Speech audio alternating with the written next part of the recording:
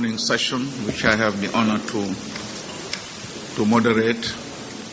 It's going to be very tight because we have the round table immediately after this, for which we have a lot of external other guests that we have invited. So it is absolutely necessary that we stop at 11 o'clock. I understand we're a little bit late, but I could understand that too, that really you were knocked out yesterday. It was interesting, long, and therefore we'll give you a few minutes. But welcome to this session, which is looking at social cohesion, transitional justice, and human rights. But before I say a few words, I just want to say how happy we've been. We are here and to be associated with this gathering under the leadership of Rima, my good friend, whose dynamism we continue to salute.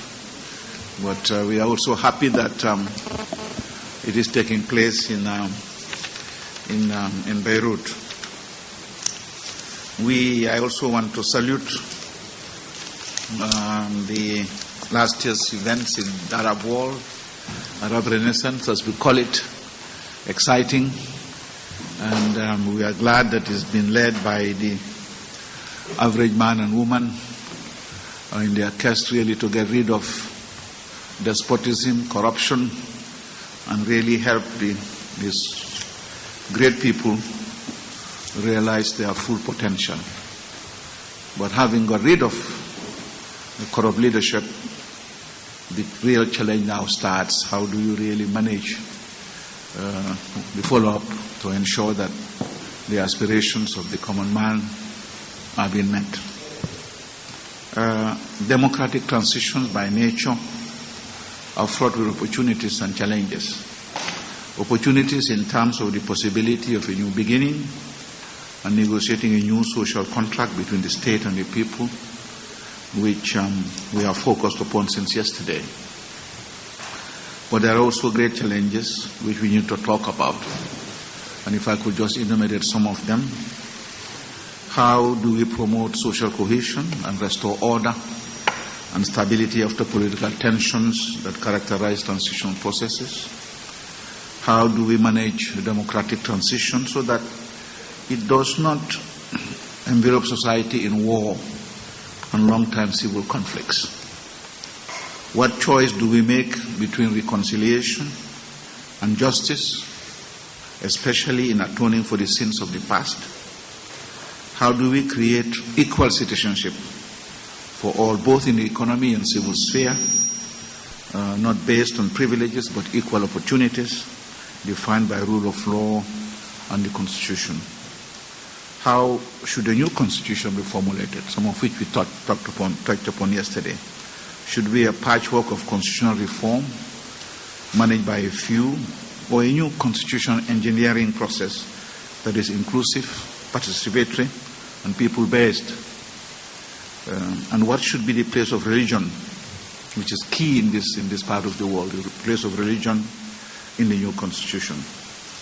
Can social movements and civil society organizations that facilitated the revolts transform themselves into democratic political organizations? We are saying organizations, not necessarily parties. I remember our colleague yesterday who was saying there are, against this background, I think there are rich experiences and lessons which the Arab region can tap into from different parts of the world, including Africa, Asia, East Europe, and Latin America. Ladies and gentlemen, democratic transitions have no single model. The course, content, trajectory, and outcomes are often not the same. In Africa, some countries like South Africa, and I'm glad that one of our panelists is from South Africa, countries like South Africa and Liberia settle for post-transitional reconciliation process rather than justice. Truth and reconciliation commissions were established to heal the wounds of the past and reconcile perpetrators with their victims.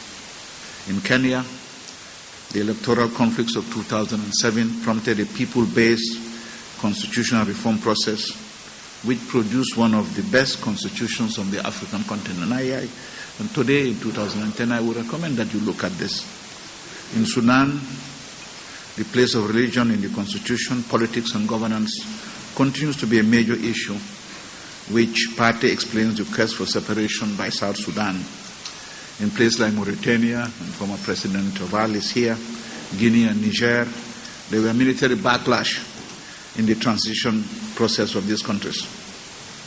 Every Arab country will have to chart its own path based on its history, context, and configurations of power.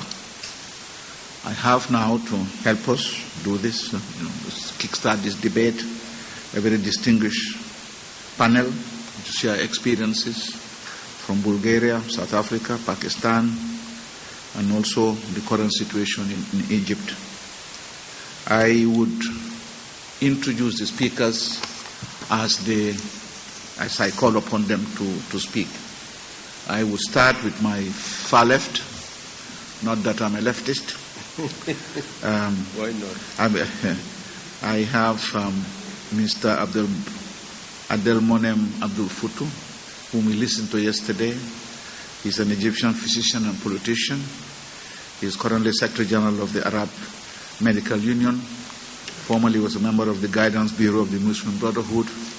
He's a declared candidate for the presidency of the Arab Republic of Egypt. I don't have a vote, so I can have him here in the elections that this year. So, Mr. Potential President, you have the floor.